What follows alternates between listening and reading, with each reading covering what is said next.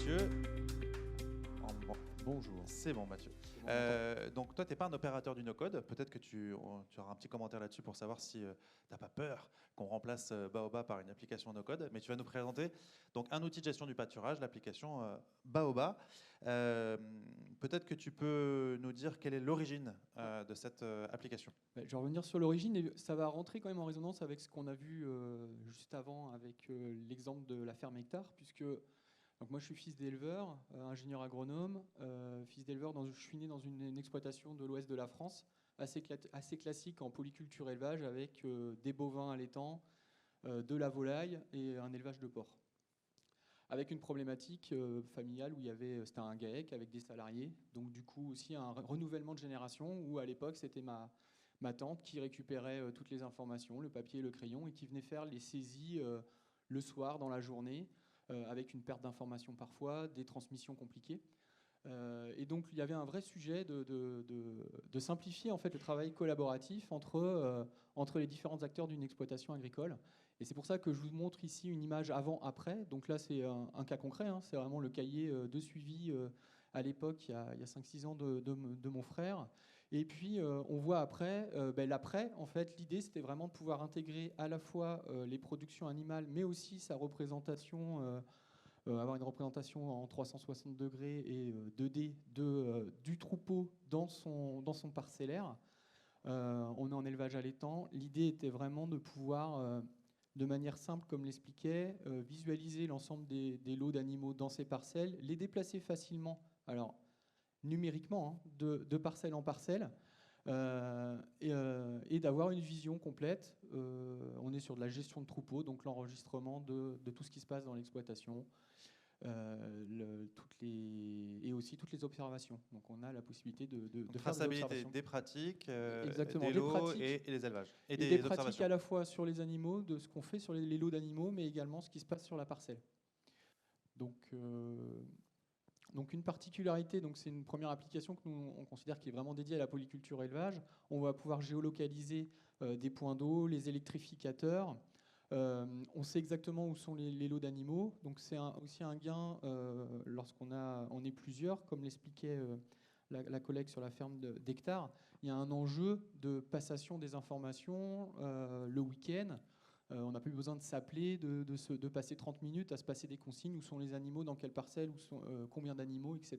Qu'est-ce qui leur est arrivé dernièrement, puisqu'on a la fiche du lot. Donc on retrouve tout l'historique des enregistrements sur le lot. On enchaîne avec les modalités de gestion de la traçabilité. Alors, donc je voulais montrer, alors je ne sais pas si je vais réussir à le déclencher. C'était pour vous montrer la simplicité en fait, de l'enregistrement de la tenue qu'on appelle du cahier de pâturage aujourd'hui. Donc on enregistre le mouvement, on peut enregistrer ses hauteurs d'herbe, entrée, sortie, et puis c'est aussi simple que ça, on enregistre et après on va pouvoir valoriser les données. Donc là après on a eu tout un gros travail qu'on a fait depuis maintenant 18 mois, c'est-à-dire c'est bien, on a essayé de travailler sur l'outil du quotidien d'enregistrement des pratiques, de traçabilité, de collecte de la donnée, mais il y avait aussi un enjeu de restitution. Donc on a travaillé aussi sur la restitution au travers de tableaux de bord, d'outils d'aide à la décision, et demain l'enjeu c'est d'aller vers plus de prédiction pour les éleveurs. J'imagine que ça peut avoir un usage aussi dans le cadre de contrôle PAC. Oui, c'est l'exemple, notamment dans la ferme familiale où il y a un certain nombre de lots et d'animaux. C'est souvent un stress lorsqu'on a un contrôle PAC de fournir la liste des animaux, d'organiser la tournée du contrôleur. Et donc le fait d'avoir une cartographie avec l'ensemble des lots d'animaux, le nombre d'animaux, la liste complète des boucles qui sont censées contrôler, ça réduit la charge mentale et les 2 ou 3 jours où il faut passer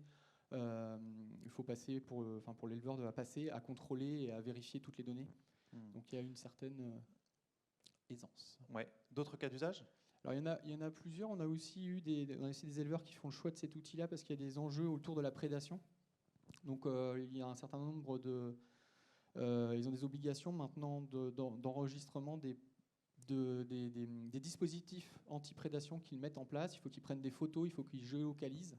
Donc on a des éleveurs qui commencent à se tourner vers notre solution pour justement assurer cette traçabilité et pouvoir le démontrer auprès des différents contrôleurs ou même de l'assureur. Quels sont les facteurs clés de succès de l'adoption de l'outil? Alors les facteurs clés de succès, alors il y a, on l'a dit en fait, faut vraiment. L'idée nous qu'on avait, c'était vraiment d'avoir tout dans la poche. On a parlé tout à l'heure de l'enjeu ou d'interopérabilité, plein d'outils différents, etc. L'idée nous c'était de pouvoir intégrer. On se connecte à certains dispositifs, notamment les boucles électroniques. On gère les indicateurs de pesée, on peut piloter des portes de tri. Et il y a tout un pan encore à venir d'outils vers lesquels on peut se connecter. L'idée, on a essayé de travailler l'ergonomie, il faut que ça soit simple et ludique. L'idée, c'est vraiment d'avoir une vue 360 de l'exploitation. Le mode connecté, déconnecté, notre application est native, en fait, déconnectée par essence, et on vient se connecter avec le serveur, et c'est le serveur qui vient ensuite échanger, partager les données entre les différents utilisateurs. Et l'autre facteur, c'était le côté multi-espèces. Et on a aussi des éleveurs qui sont à la recherche d'outils où on va leur garantir que on va avoir une bonne complémentarité, connectivité avec le matériel. C'est-à-dire qu'il y a des gens qui achètent, qui ont des besoins de contention, de boucles électroniques, etc. L'idée, c'était vraiment d'offrir une solution clé en main où on garantit que le matériel va bien marcher avec le logiciel. On l'a vu avec Astrid, un des facteurs clés de succès aussi, c'est de venir insérer ce type d'outil dans un process de travail. Oui. Comment vous accompagnez cette dimension-là de l'usage de l'application? Alors, il y a un dispositif qu'on appelle les fonds Vivea où en fait on peut accompagner à travers de formations. Après, les facteurs clés aussi, c'est vraiment d'avoir un peu à l'image de ce qu'ils font avec le WhatsApp, avec le technicien. Nous, on a mis en place des canaux WhatsApp pour faire du support à nos clients. Ils vont avoir des questions, c'est à des heures qui ne sont pas forcément d'ouverture en fait, de bureau, quoi. Mais donc ça permet de poser la question, de se dire voilà, j'ai une question sur l'usage de l'application. Je poste sur WhatsApp et puis j'ai la réponse qui arrive en général rapidement ou en tout cas après.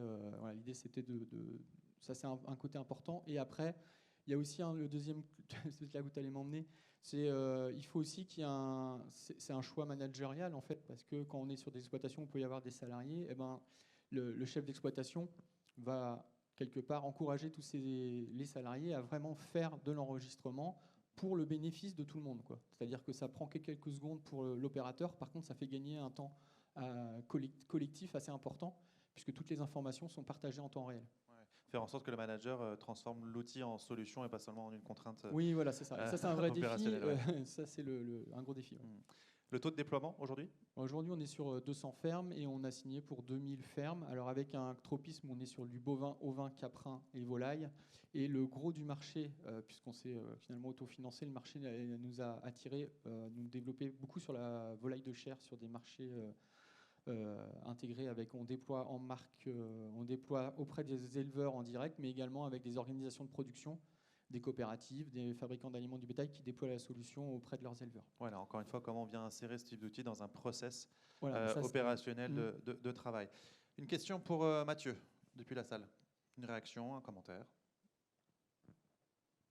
Jean-Baptiste? Oui, merci. Moi, j'en avais autour de ce que vous avez proposé sur la maintenance, entre guillemets, WhatsApp. Là. C'est pas trop chronophage pour vous. Et j'avais eu des exemples d'intégration des modèles d'IA là, pour répondre un peu aux interrogations parfois des éleveurs. C'est un sujet où il faut c'est un sujet à creuser, notamment l'intégration d'IA générative, des choses comme ça. C'est clair, c'est une piste. Après, les éleveurs, ils aiment quand même bien aussi l'interaction humaine, donc il faut trouver le bon équilibre. Et ensuite, aujourd'hui, c'est sur du WhatsApp parce que c'est assez simple à déployer. Après, il y a d'autres façons de le faire et je pense qu'un jour, on l'intégrera carrément dans l'application. Enfin, il y a des pistes. Mais c'est vrai que c'est un sujet. C'est pas forcément chronophage.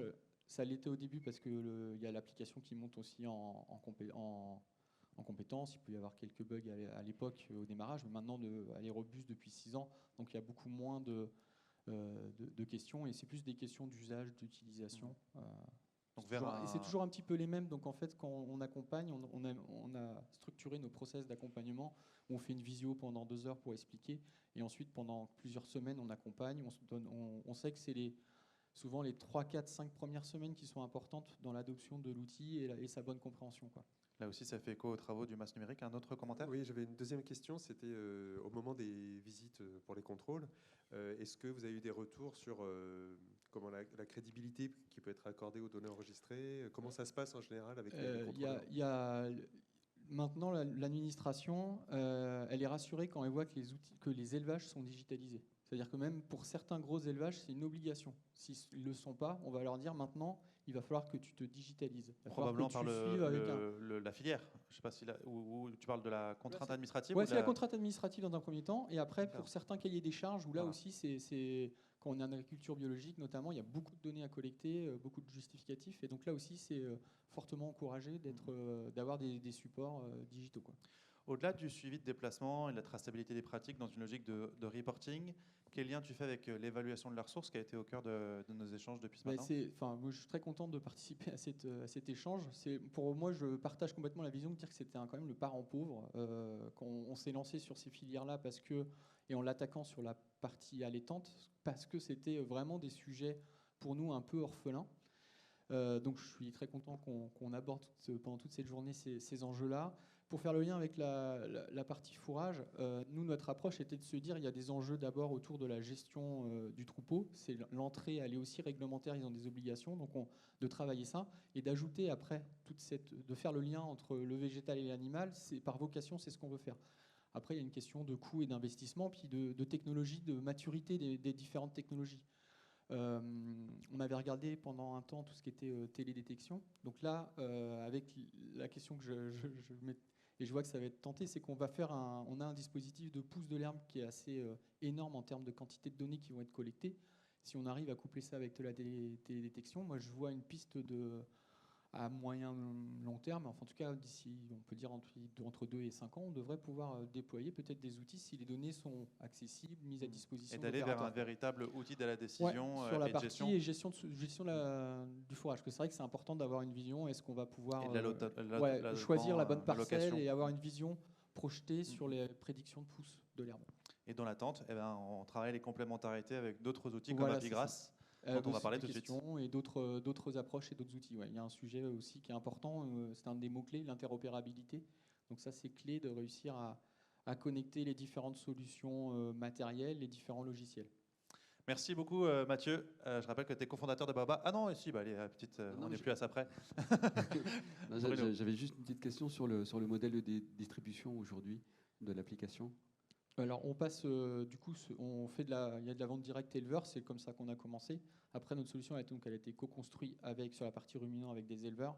Et sur la partie volaille de chair, en fait, on passe par la distribution qui sont les gros opérateurs et qui déploient la solution, même on le fait en marque blanche. Mais on n'est pas sur de la coopérative ou du négoce classique, on est sur... c'est sur des filières intégrées, c'est plutôt, mais avec un enjeu derrière qui peuvent amener, justement, c'est des acteurs aussi qui ont des activités pas forcément intégrées, et donc qui sont intéressés justement d'avoir un outil qui déploie sur leur périmètre intégré, mais qui après ils peuvent proposer à leurs éleveurs qui ne sont pas sur ce périmètre-là. D'accord. Merci cette fois. Je peux te remercier et t'inviter à rejoindre la salle.